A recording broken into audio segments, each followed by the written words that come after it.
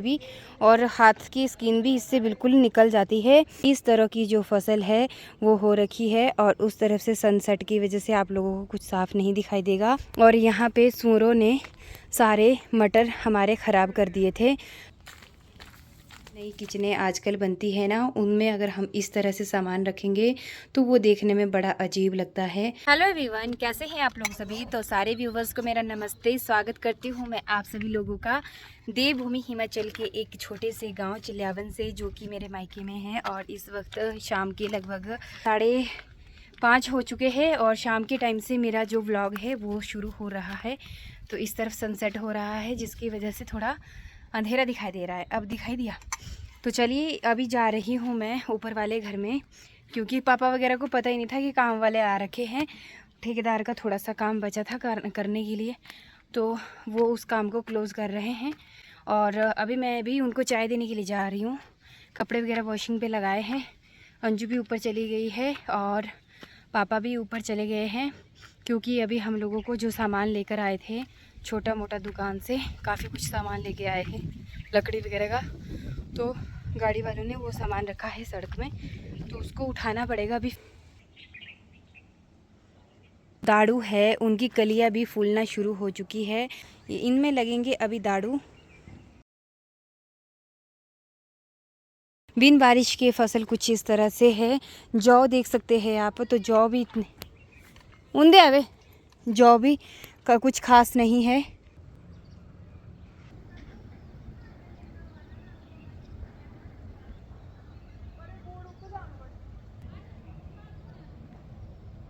तो ये है यहाँ पर तारामीरा। मैंने काफ़ी टाइम के बाद यहाँ पर तारामीरा देखा है, क्योंकि बहुत कम लोग यहाँ पे तारामीरा उगाते हैं। पर बिन बारिश के आप लोग देख सकते हो कि कुछ इस तरह की जो फसल है वो हो रखी है और उस तरफ से सनसेट की वजह से आप लोगों को कुछ साफ नहीं दिखाई देगा। तो यहाँ पे बिन बारिश से, जैसे कि मैं आपको बता रही हूँ, सारी फसल ख़राब होती जा रही है। यहाँ पे ये तो पापा जी ने थोड़ा सा लहसुन प्याज लगा रखा था, जो भी बिल्कुल सूखने पे के ऊपर आ चुका है। और यहाँ पे सूरों ने सारे मटर हमारे ख़राब कर दिए थे। ये जो कुछ पेड़ है आड़ू के, ये पापा ने इनमें कलम लगा रखी है।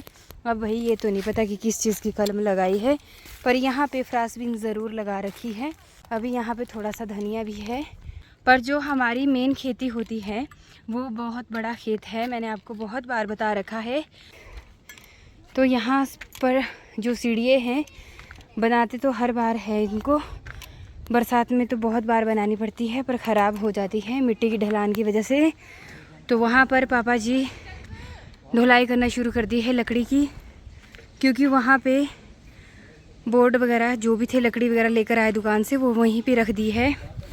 तो मैं लेकर आई हूँ यहाँ पर चाय भैया जी वगैरह के लिए, क्योंकि हमारी जो ये वाली टीर थी इसको बनाने में अभी ये पेंडिंग बची थी, जिसकी वजह से देखो कितनी गंदी लग रही है ना ये वाली लाइन, और वो वाली कितनी साफ़ अच्छी लग रही है प्लास्टर करने के बावजूद।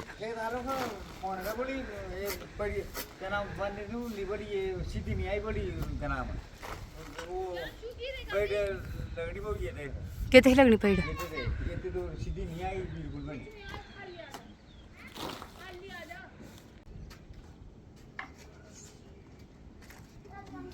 काम यहाँ पे थोड़ा सा स्टॉप कर दिया है, क्योंकि ये जो आप लोग देख रहे हैं इसको बोलते हैं घोड़ी, और इसके थ्रू ये यहाँ पे इस लाइन को बना रहे थे। पर भैया जी को यहाँ पे काफ़ी दिक्कत आ रही थी इसके साथ।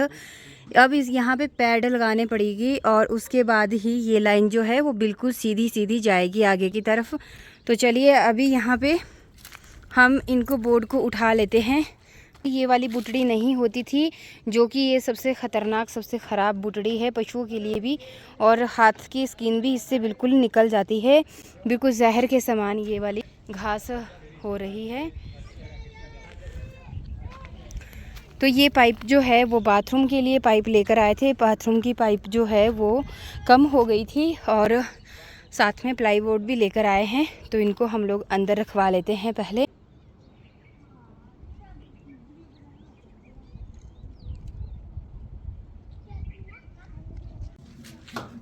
तो ये हमारा यहाँ पर स्टोर रूम बनकर तैयार हो चुका है, जिसमें हम लोग सिर्फ स्टोर ही रखेंगे इसको, और अभी इसमें प्लस्तर नहीं करेंगे इसको, जस्ट टेम्परेरी ही हम यहाँ पे तैयार करने वाले हैं।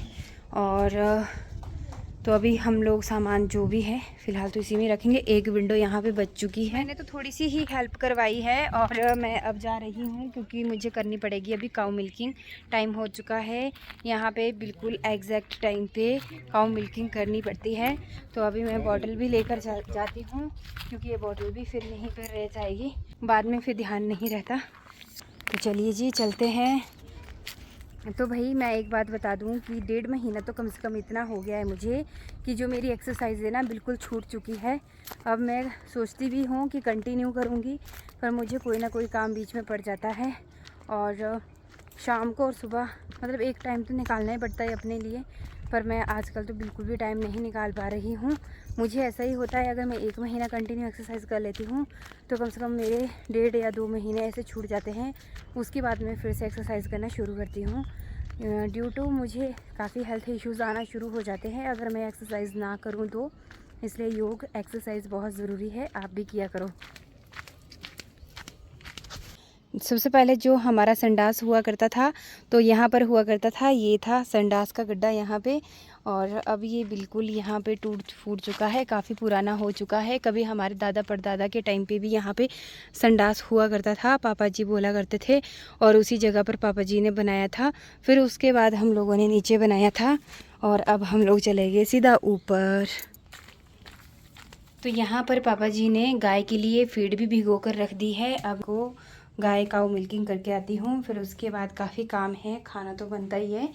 उसके अलावा मुझे अभी मैंने सोचा था कि आज ही ये सारा काम कर दूं, क्योंकि कल है और कल शनिवार भी है, तो हमारे शनिवार को लिपाई पुताई नहीं करते हैं। तो मैं सोच रही थी कि इसकी लिपाई भी अभी कर दूं और इसकी लिपाई भी अभी कर दूं। नीचे गोबर से करते हैं और वहाँ पर मिट्टी से करते हैं। कुछ लोग यहाँ पे चूल्हे की लिपाई भी मिट्टी से ही करते हैं, सॉरी गोबर से ही करते हैं। तो मैं ये ले जा रही हूँ गाय के लिए, और आज गाय की रोटी नहीं दी है, सुबह काम नहीं करते हैं। लकड़ी भी थोड़ी बहुत लानी पड़ेगी, थोड़ा मोटी लकड़ी लानी पड़ेगी, क्योंकि पतली लकड़ी एकदम जल जाती है। और ये हमारी जो पुरानी किचन है, ये बड़ी हमें याद आया करेगी, क्योंकि पुरानी किचन में सारा सामान हम लोग अच्छे से एडजस्ट कर लेते हैं। जो नई नई किचनें आजकल बनती है ना, उनमें अगर हम इस तरह से सामान रखेंगे तो वो देखने में बड़ा अजीब लगता है, तो उसको बड़ा सिमट के सामान रखना पड़ता है। तो वैसे तो यहाँ पे भी हम लोगों ने अच्छे से ही रखा है सामान, पर ये कच्ची किचन है इसलिए जच जाता है। और पक्की किचन में हम ये वाला सामान ऐसे ओपन में रखेंगे तो थोड़ा अजीब लगता है। उठाती हूँ और चलते हैं गाय की काऊ मिल्किंग करने के लिए। तो इसमें मुझे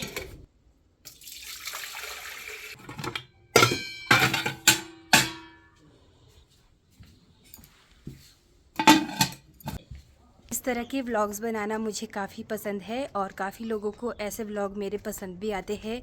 पर मैं ऐसे व्लॉग बहुत कम इसलिए बनाती हूँ क्योंकि इनको काफ़ी एडिट भी करना पड़ता है, और ये इनके लिए काफ़ी MB यूज़ होती है, काफ़ी GB यूज़ होती है, चाहे यूट्यूब पे डालो चाहे फेसबुक पे डालो। और मेरे पास इतना समय नहीं होता है, जिसकी वजह से मैं ऐसे व्लॉग बहुत कम लेकर आती हूँ। तो चलिए बाद में आप लोगों के साथ अगले वीडियो।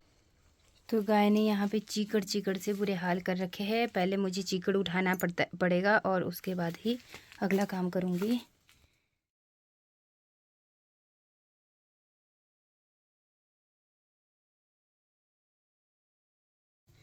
तो यहाँ पर मैंने गाय के नीचे बिल्कुल सूखा सूखा कर दिया है, और यहाँ पे गोबर का तसला मैंने यहाँ पे भर के रख दिया है, और इसको फेंकेंगे खेतों में। गाय को मैंने बाहर बांध लिया है, तो अभी चलती हूँ और पहले दूध संभाल के रख लेते हैं।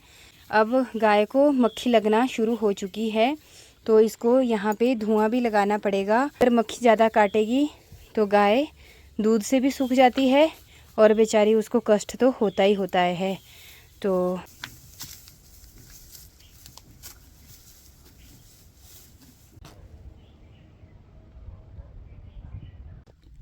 अभी मैं काम कर लेती हूँ, क्योंकि हर वक्त मैं अब फ़ोन को ऑन नहीं रख सकती, क्योंकि मुझे बहुत दिक्कत आती है काम करने में। तो मैं पहले तो गाय के लिए धुआं लगा के आती हूँ परे। उसके बाद मुझे कपड़े जो है मशीन से बाहर निकाल के उनको वॉश भी करना है और स्पिन करके उनको सुखाने के लिए डालना भी है।